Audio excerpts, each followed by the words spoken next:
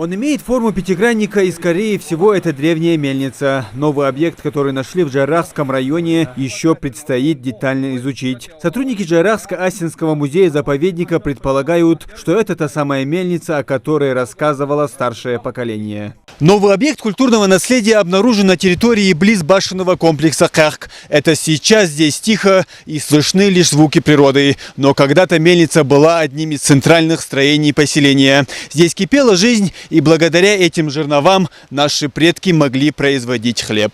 Неучтенное строение выявил инспектор музея-заповедника Харон Хамхоев в один из своих выездов. Со слов специалиста, он слышал истории, что ингуши вплоть до 1944 года, когда мы были высланы, пользовались этой мельницей.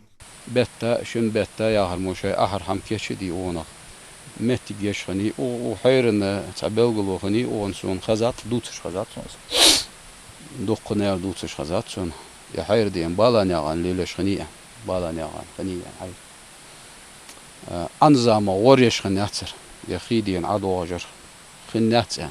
Та ухчекастаж, у эшжеже, у гонах деха, юртуш беха бож волнаха, у хайригер озердин пейт ецеш хмпен, лилияш нахдер. Бас хазатшен анзама яхас.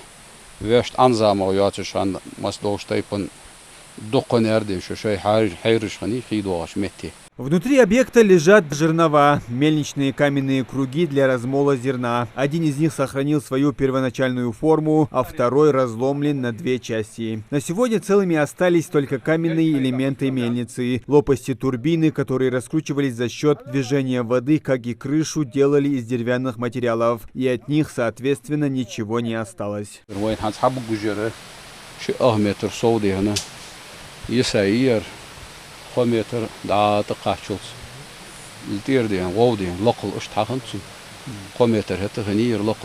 Материалы об объекте направлены в Комитет государственной охраны республики для принятия дальнейших мер. Исследования территории башенных комплексов специалисты заповедника проводят в рамках плана работы по выявлению ранее неучтенных памятников архитектуры. В ближайшее время сделаем историко-культурную экспертизу на этот объект. И дальше приказом комитета объект будет поставлен на учет на государственную охрану.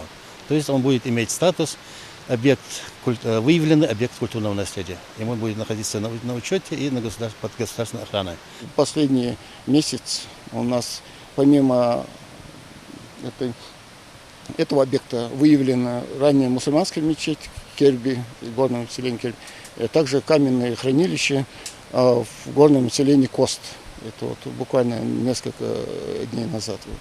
Поэтому работа идет.